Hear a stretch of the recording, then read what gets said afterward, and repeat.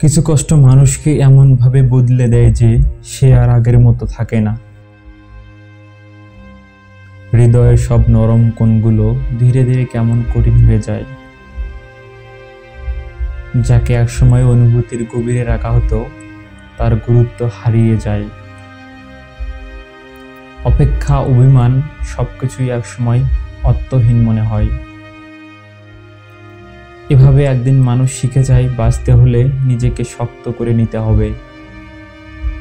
অনুভূতির আঘাতে পাথর হয়ে যাওয়া হৃদয় আর কখনো মাটির মতো নরম হয় না।